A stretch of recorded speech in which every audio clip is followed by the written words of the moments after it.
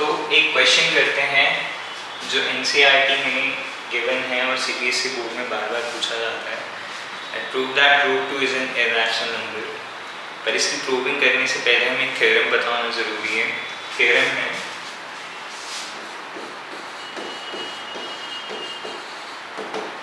if p is a prime number। आपने observe भी किया होगा ये क्वेश्चन जब हम करते हैं तो जो नंबर्स हमें गिवन होते हैं square root of prime numbers ही होते हैं। So if p is a prime number and p divides a square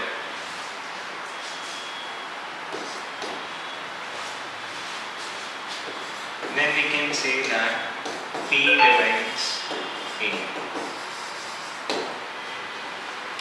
जैसे हमारे पास क्वेश्चन है prove that root 2 is an irrational number.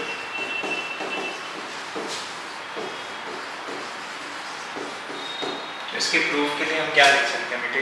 इसमें हम यूज करेंगे assumption and contradiction method। We use this method called assumption and contradiction method।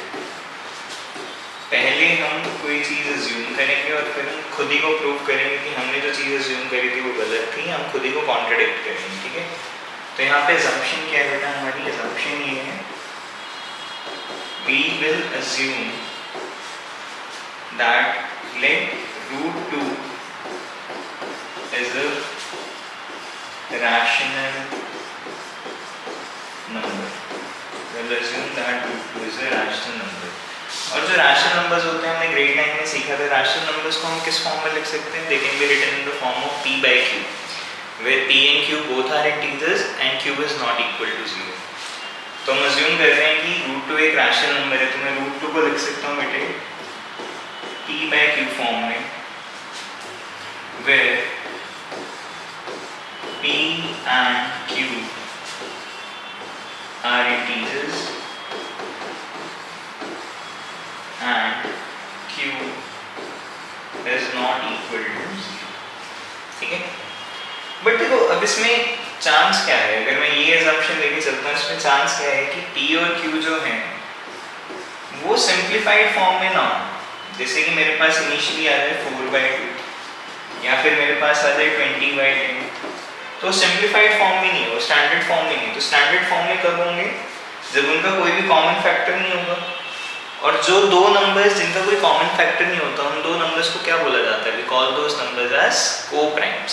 तो मैं assume कर लेता हूँ कि हाँ यहाँ तक मेरे पास p by q फॉर्म है, लेकिन अगर मैं इसको स्टैंडर्ड फॉर्म में लिखता हूँ तो मैं a और b अज्यूम कर सकता हूँ and a and b are two co-prime numbers। और root 2 can be written as a over b where a and b are co-primes। तो मुझे इस बात की श्योरिटी है कि ये फर्दर सिंप्लीफाई नहीं किया जा सकता। a और b जो है वो उसकी स्टैंडर्ड फॉर्म। इसके बाद लिखिए बेटा squaring both sides. Squaring both sides will give me 2 is equal to a square over b square। और यहाँ से क्रॉस मल्टीप्लाई करके मुझे मिल जाएगा b square is equal to a square by 2। अब देखो ध्यान से समझना इस बात को, a स्क्वायर 2 से डिवाइड हो रहा है और मुझे एक परफेक्ट स्क्वायर मिल रहा है, एक इंटीजर का परफेक्ट स्क्वायर, एक नंबर का परफेक्ट स्क्वायर मिल रहा है। तो क्या मैं कह सकता हूँ a square is divisible by 2? From here I can write a square is divisible by 2। और हमने भी थ्योरम पढ़ी, उस थ्योरम के बेसिस पे अगर एक प्राइम नंबर a स्क्वायर को डिवाइड कर सकते हैं तो क्या वही प्राइम नंबर उसके स्क्वायर रूट को भी डिवाइड करेगा? तो यहाँ से मुझे मिल गया a is also divisible by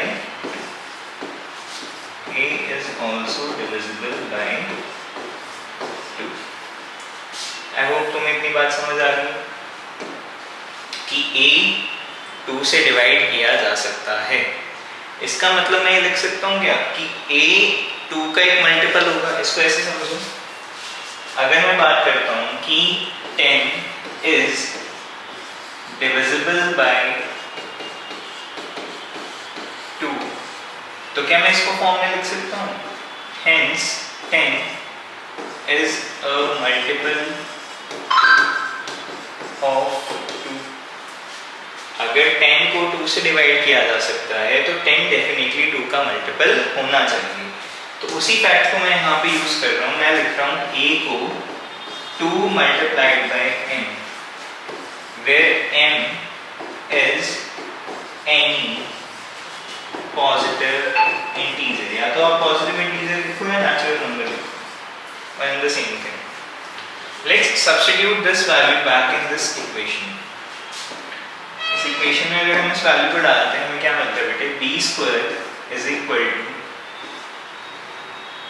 twice of m whole square divided by 2, which is 4m square divided by 2. 2 cancels with 2, we get 2m square is equal to b square. या फिर यहाँ से मुझे वैल्यू मिल गई बेटे b square divided by 2 is equal to m square. ठीक है, again वही सिचुएशन आ गई कि एक परफेक्ट स्क्वायर को 2 से डिवाइड किया और मुझे फिर से एक और परफेक्ट स्क्वायर मिल गया जहां पे मैंने अज्यूम किया था m is any positive integer. तो इसका मतलब मैं लिख सकता हूं कि b square is divisible by 2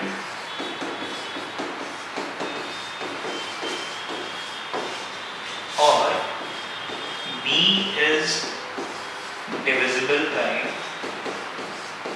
2 theorem के बेसिस पे.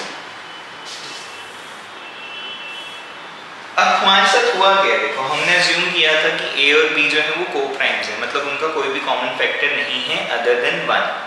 लेकिन अल्टीमेटली मैंने प्रूव कर दिया कि a को 2 डिवाइड कर सकता है और b को भी 2 डिवाइड कर सकता है. तो क्या वो अब को-प्राइम्स कंसिडर होंगे? नहीं.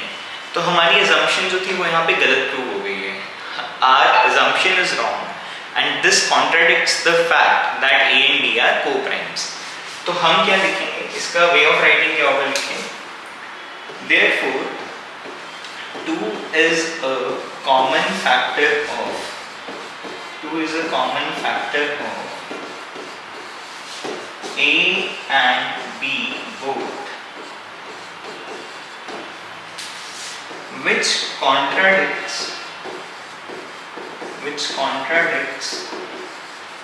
our assumption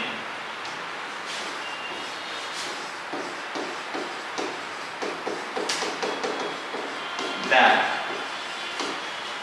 a and b are co-primes.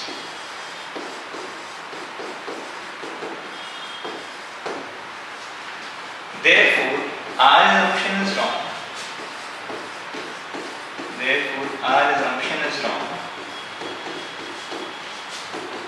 Or we can say root 2 is an irrational number.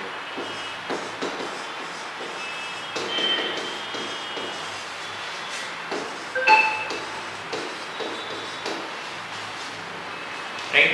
अब आप खुद ट्राई कीजिए रूट 3, रूट 5, रूट 7 को इरेशनल प्रूव करने का. और ऐसे ही और मैथ्स और साइंस के टॉपिक्स के लिए आप हमारे चैनल को सब्सक्राइब कर सकते हैं. Thank you so much for joining.